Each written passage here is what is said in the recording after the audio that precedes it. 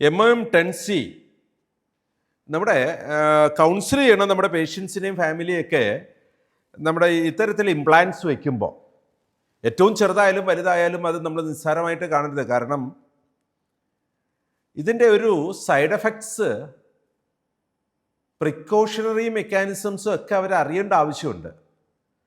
അതൊരു പല്ല് റീപ്ലേസ് ചെയ്ത് പുതിയത് വെക്കുന്നതാണെങ്കിലും ഒരു ഹാർട്ടിൻ്റെ വാൽവ് വെക്കുന്നതാണെങ്കിലും മുട്ടിൻ്റെ ചിരട്ട മാറ്റി വെക്കുന്നതാണെങ്കിലും അങ്ങനെ ഇടുപ്പ് എല്ല് മാറ്റി വെക്കുന്നതാണെങ്കിലും എവിടെയാണെങ്കിലും ഒരു ഇംപ്ലാന്റബിൾ പ്രോസസ്സിസ് വയ്ക്കുക അല്ലെങ്കിൽ നമുക്ക് ഏതെങ്കിലും ഒരു മെഡിക്കൽ ഡിവൈസ് ഇംപ്ലാന്റ് ചെയ്യുക അങ്ങനെയുള്ള കാര്യങ്ങൾ ചെയ്യുന്നതിന് മുമ്പ് ഫാമിലിയെ അല്ലെങ്കിൽ ആ പേഷ്യൻറ്റിനെ കൗൺസിൽ ചെയ്തിരിക്കണം, അവരുടെ നിന്ന് കൺസേൺ വാങ്ങിയിരിക്കണം.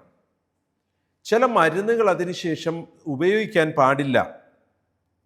എസ്പെഷ്യലി അത് ഫീമെയിൽ ആണെങ്കിൽ അവർക്ക് മെൻസ്ട്രൽ പീരീഡ്സിൽ ബ്ലീഡിങ്ങിൽ വേരിയേഷൻസ് ഉണ്ടാകാനുള്ള സാധ്യതയുണ്ട്. ഹെഡേക്ക് സാധാരണ എല്ലാവർക്കും ഉണ്ടാകാൻ സാധ്യതയുണ്ട്. മൂഡ് സ്വിംഗ് ഉണ്ടാകാൻ സാധ്യതയുണ്ട്.